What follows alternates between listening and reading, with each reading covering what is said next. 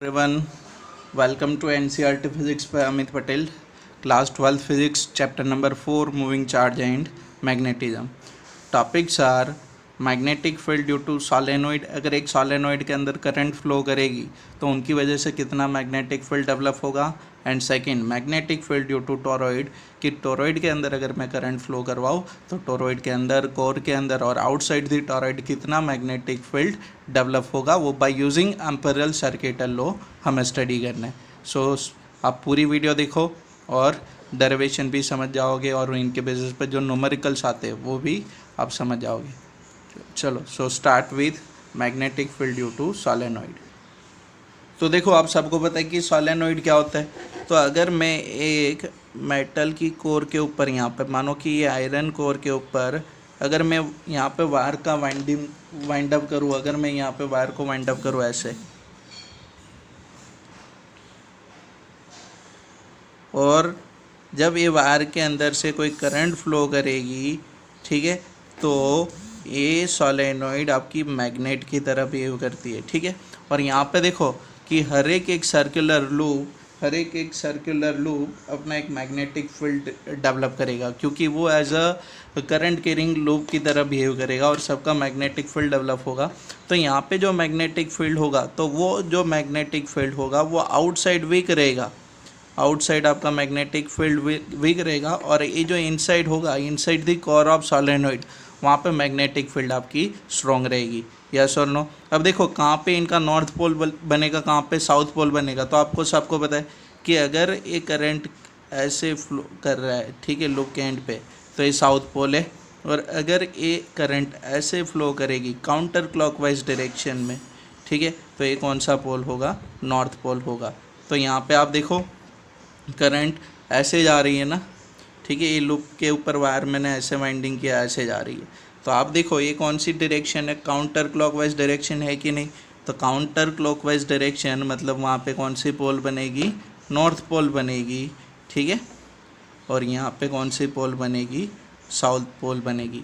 तो magnetic field की direction north to south होगी आउटसाइड, और इनसाइड क्या होगी? South to north. क्लियर? समझ में आ? तो याद रखो कि ये जो सोलेनोइड का मैग्नेटिक फील्ड होगा वो यहाँ पे स्ट्रॉन्ग होगा इनसाइड, यहाँ पे ऐसे अंदर की, और वो क्या रहेगा? स्ट्रॉन्ग रहेगा. क्लियर? और आउटसाइड दी सोलेनोइड वीक रहेगा. और ये जो वाला रीजन है ना, यहाँ पे जो मैं हाईलाइट कर रहा हूँ, वो वाली रीजन पे, यहाँ पे ये वाली रीजन पे मैग्नेटिक फील्ड सबसे कम होता है. आप सबको पता है. ठीक है, सबसे स्ट्रॉन्ग कहाँ पे मैग्नेटिक फील्ड होता है? यहाँ पे. जैसे आपकी बार मैग्नेट की पोल्स होती है, वहाँ पे सबसे ज़्यादा मैग्नेटिक फील्ड होगा. क्लियर? तो हमें थ्योरी के अंदर ये जो सोलेनोइड के अंदर यहाँ पे हमें मैग्नेटिक फील्ड फाइंड आउट करना है इनसाइड. क्लियर? समझे कि नहीं आप? चलो, तो मैं आपको डायरेक्ट नोट्स पे लेके जाता हूँ. अब देखो कि अगर मानो कि मैं एक सोलेनोइड कंसीडर करूँ, देखो यहाँ पे ऐसे कि इनके ऊपर मैंने वाइंडिंग को ऐसे लगा कि आपकी देखो ये वाइंडिंग मैंने यहाँ पे लगा दी.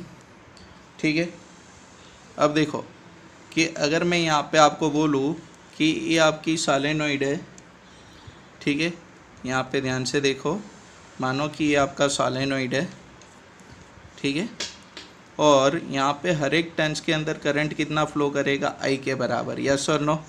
अब देखो कि यहाँ से करंट मानो कि यहाँ पे अंदर जा रहा है ऐसे, ठीक है, तो ये देखो यहाँ से करंट बाहर निकलेगा, ठीक है, फिर से यहाँ से करंट अंदर जाएगा, और फिर से यहाँ से करंट बाहर निकलेगा, यहाँ से करंट अंदर जाएगा, यहाँ से करंट बाहर निकलेगा.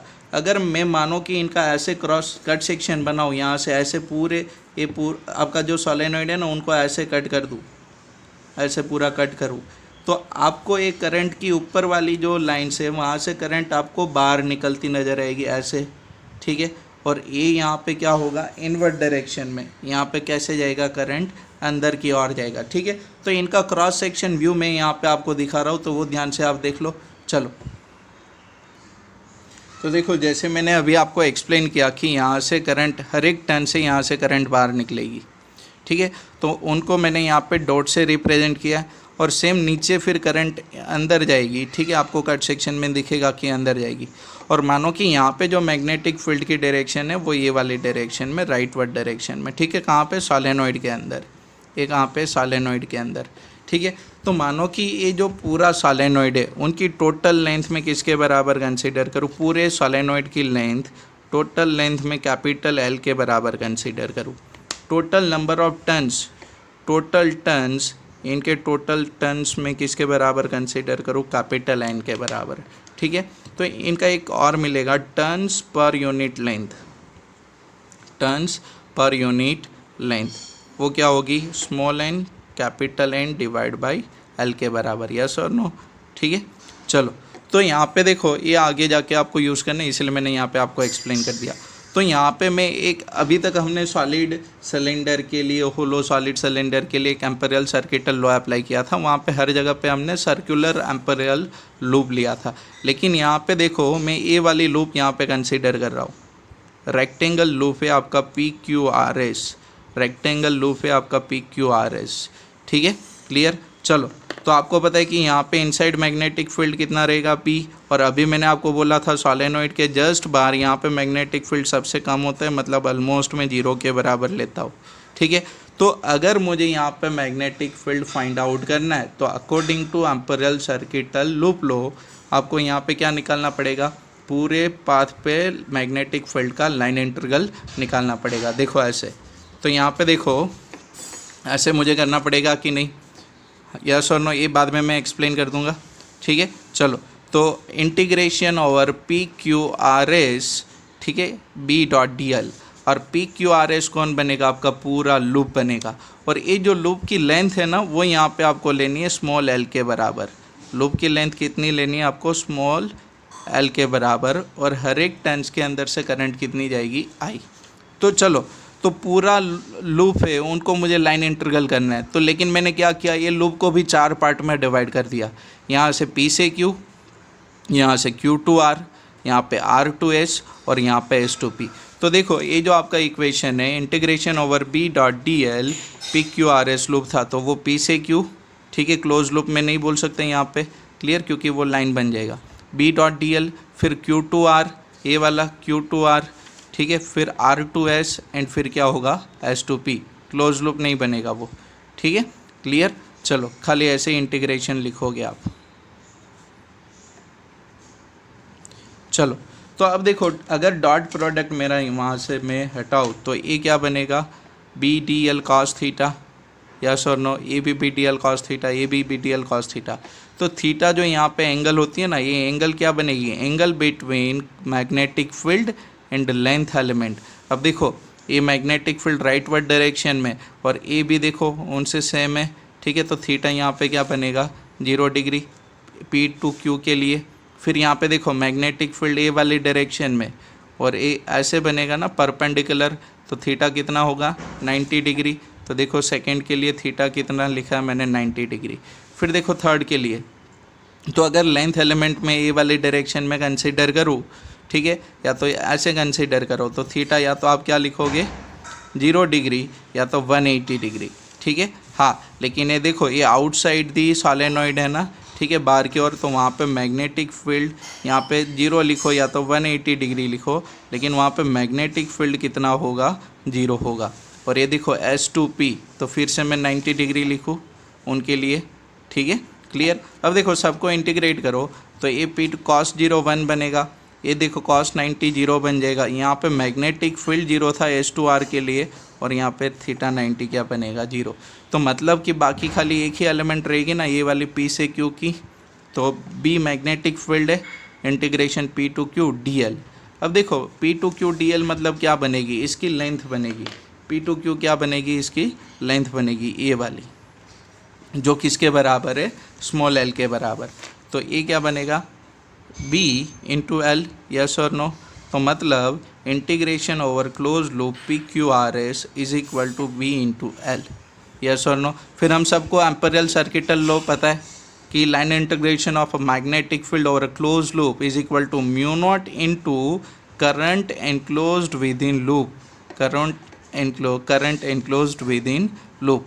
अब देखो यहाँ पे हर एक टर्न्स कितना करंट लेके आ रही है, I करंट लेके आ रही है, ठीक है, हर एक टर्न्स कितना करंट लेके आ रही है, I टर्न्स। तो पहले इनके अंदर कितनी नंबर ऑफ टर्न्स होगी, देखो यहाँ पे इनके अंदर इतनी टर्न्स होगी और हर एक टर्न्स के अंदर से कितना करंट निकलेगा आई। तो अब देखो अगर पर unit length number of turns कितनी है एन के बराबर, ठीक है, तो एल लेंथ के अंदर नंबर ऑफ टर्न्स किसके बराबर होगी एन इंटू एल के बराबर, यस और नो। अगर यूनिट लेंथ के अंदर नंबर ऑफ टर्न्स एन के बराबर है, ठीक है, तो एल लेंथ के अंदर किसके बराबर होगी एन एल के बराबर। अगर एक टर्न से करंट कितना निकलेगा आई करंट निकलेगा, तो एन एल टर्न से कितना निकलेगा एन आई एल, ठीक है। तो देखो यहाँ पे देख लो, तो mu naught number of turns into current in rectangle, तो number of turns L length के अंदर कितनी मिली आपको एन इंटू एल, करंट कितना होगा एक टर्न का आई करंट, और म्यू नॉट तो था ही आपका। और ये देखो फ्रॉम अबव इक्वेशन इंटीग्रेशन और closed path B dot D L, तो वो किसके बराबर है बी एल के बराबर। तो फार्मूला क्या मिल गया आपको B L mu naught N L I is equal to L L, यहाँ पे देखो A L L cancel, so B is equal to mu naught N into I. N कौन है number of turns per unit length, जिसको आप क्या लिख सकते हो capital N divide by L. तो ये दो फार्मूला याद रखना, क्योंकि इसी के बेसिस पे आपको न्यूमेरिकल पूछे जाते हैं एग्ज़ाम के अंदर, ठीक है, कि आपको नंबर ऑफ टर्न्स गिवन होगी, टोटल लेंथ गिवन होगी, करंट दिया होगा और पूछा होगा कि find out the magnetic field. Clear, या तो number of turns per unit length दे दे और आपको पूछा करंट गिवन होगा और बोला होगा कि find out the magnetic field due to solenoid. Clear, तो ये आपका सोलेनोइड का टॉपिक था। क्लियर इतना, चलो फिर नेक्स्ट। तो नेक्स्ट देखते हैं टोरॉइड के लिए। तो टोरॉइड को मैं सिंपल बोलूँ तो एक सर्कुलर सोलेनोइड बोल सकता हूँ, ठीक है, जहाँ पे सर्कुलर कोर के ऊपर आप वायर को वाइंड अप करते हो, देखो ऐसे। तो ये आपकी सर्कुलर एक कोर होगी जिसके ऊपर आपने जैसे सोलेनोइड में वाइंडिंग करते हो वैसे यहाँ पे आपने वाइंड अप करके रखा है, ठीक है। अब देखो कि यहाँ पे आपकी करंट है, देखो ये हर एक टर्न्स के लिए अगर आप सामने से देखोगे तो यहाँ पे करंट अंदर जाएगा और यहाँ पे करंट बाहर निकलेगा। तो ये वाली साइड की करंट को मैंने क्रॉस से रिप्रेजेंट किया, यहाँ पे कट सेक्शन में दिख रहा है आपको, ठीक है, ये देखो ये यहाँ पे मैंने क्रॉस से रिप्रेजेंट किया है, और जो करंट यहाँ से बाहर निकलेगा उसको डॉट से मैंने रिप्रेजेंट किया है। देखो ये करंट यहाँ से बाहर निकलेंगे सारे, ठीक है। तो ये आपका कोर है, जो डार्क दिख रहा है ना यहाँ पे, ये आपकी कोर मटेरियल है। तो यहाँ पे मुझे 3 जगह पे मैग्नेटिक फील्ड फाइंड आउट करना है। एक सेंटर से ये वाले पॉइंट पे जो कि इनसाइड द टोरॉइड है, फिर एक सेंटर से ये वाले पॉइंट पे जो एक कोर मटेरियल के अंदर कहीं पे बीच में है, ठीक है, और एक थर्ड पॉइंट होगा जो कम्प्लीटली आउटसाइड द टोरॉइड होगा, मतलब यहाँ पे कहीं पे, एक यहाँ पे अंदर रहेगा, ठीक है, ये कोई पॉइंट, फिर ये टोरॉइड के अंदर रहेगा और फिर एक क्या होगा आउटसाइड होगा। तो 1 बाय 1 हम एम्पेरियल सर्किटल लॉ यूज़ करके ये तीनों पॉइंट पे क्या करेंगे मैग्नेटिक फील्ड फाइंड आउट करेंगे, यस और नो। क्लियर, चलो। तो यहाँ पे देखो 4 point open space interior of the toroid, मतलब ये वाली पॉइंट पी में बोलूँ, कौन सी पॉइंट पी, कि टोरॉइड के अंदर जो ओपन स्पेस है वहाँ पे पॉइंट पी पे। क्लियर, और इनका जो यहाँ से डिस्टेंस है, क्लियर, उसको आप कोई कंसीडर कर लो। क्लियर, R1 के बराबर, रेडियस इनकी R1 के बराबर कंसीडर कर लो, यहाँ पे आपको बोला है। तो आपको जो भी पॉइंट पे आपको मैग्नेटिक फील्ड फाइंड आउट करना है, सेंटर से वो डिस्टेंस को रेडियस बना के आप एक एम्पेरियन लूप बना दो। तो देखो ये मेरे यहाँ पे एम्पेरियन लूप बनेगी विथ R1 रेडियस, ठीक है। क्लियर, हाँ क्लियर इतना, चलो।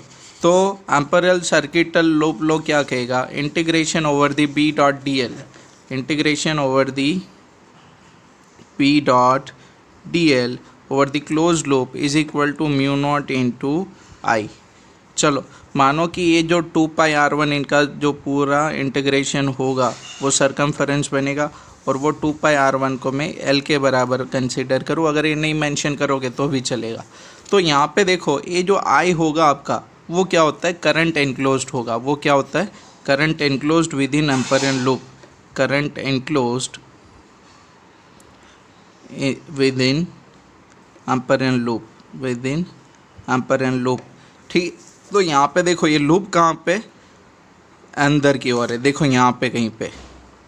तो अब देखो कि ये तो किसी वायर को एनक्लोज नहीं कर रही, अगर कोई भी वायर यहाँ पे आपका एनक्लोज नहीं हो रहा है, मतलब कि कोई भी करंट इनके अंदर एनक्लोज नहीं हो रही है, तो मैं बोल सकता हूँ कि ये जो आई आपका होगा, करंट की वैल्यू जो होगी वो किसके बराबर होगी, आई एनक्लोज्ड क्या होगा, 0 के बराबर। तो आई की वैल्यू 0 में प्लेस्ड करूँ तो मुझे ये देखो मैग्नेटिक फील्ड भी क्या मिल जाएगा, 0।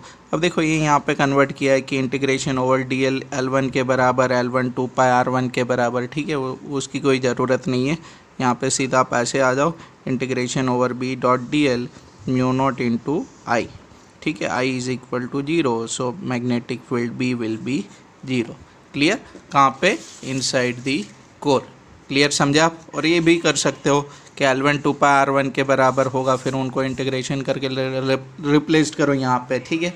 चलो फिर next point inside the core of torrid. चलो ये बाद में करवाता हूँ, फिर मैं आपको आउटसाइड वाला ये करवा देता हूँ कि मानो कि ये पॉइंट पे, पॉइंट क्यू पे, मतलब यहाँ पे कहीं पे टॉरॉइड से एकदम बाहर, ठीक है, तो उनके लिए जो मैग्नेटिक फील्ड होगा वो क्या होगा, देखो यहाँ पे। Clear? Point P in open space exterior of the torrid, मतलब यहाँ पे, ठीक है। अब देखो उनके लिए भी आपका एम्पेरियल सर्किटल लूप लो काम करेगा, ठीक है, तो वो कैसे काम करेगा, integration over the close loop B dot D L mu naught into I current enclosed.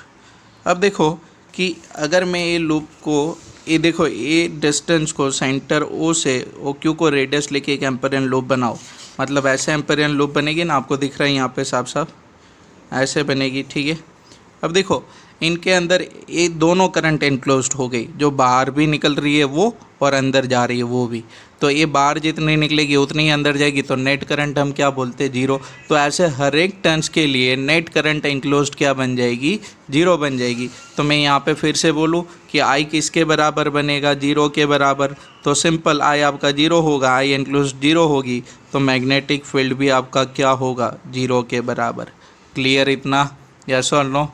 समझ में आ कि नहीं? चलो अब थर्ड पॉइंट, और ये थोड़ा इंपॉर्टेंट है क्योंकि यहाँ पे आंसर आपका चेंज होगा।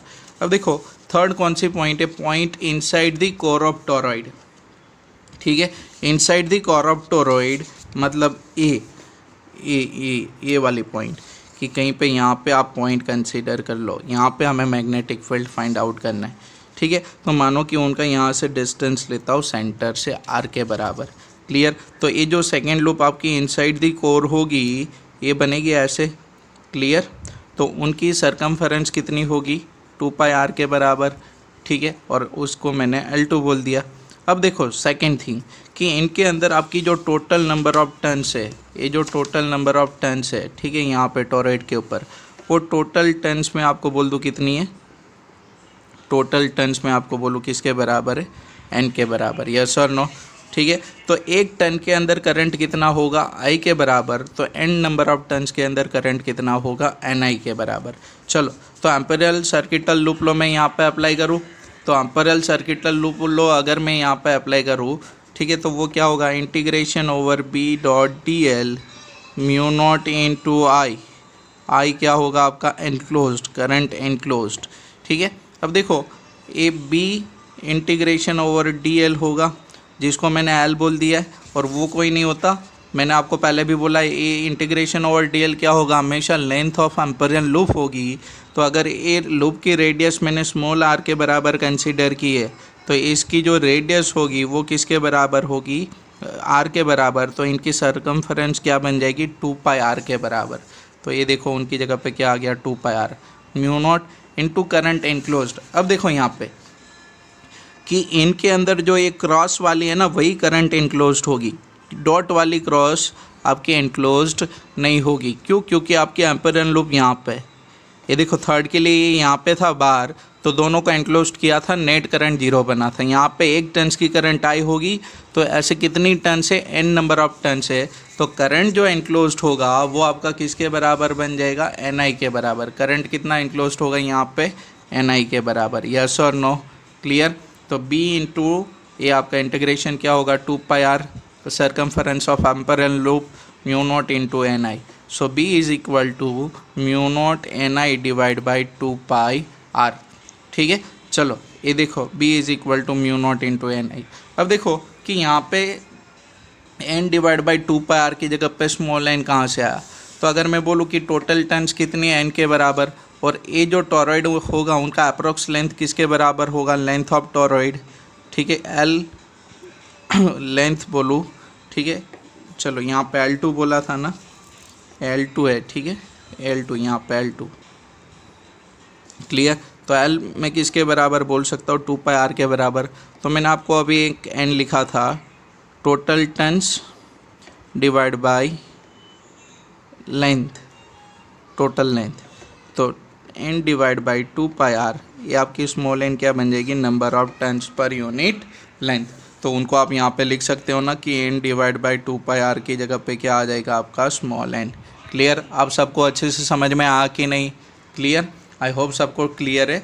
और ये दोनों टॉपिक आपके इंपॉर्टेंट है, magnetic field due to toroid and magnetic field due to solenoid. आप अच्छे से प्रैक्टिस कर लो, मैं नई वीडियो लेके नेक्स्ट टाइम आपके सामने आ जाऊँगा। ओके, चलो bye, thank you, keep supporting.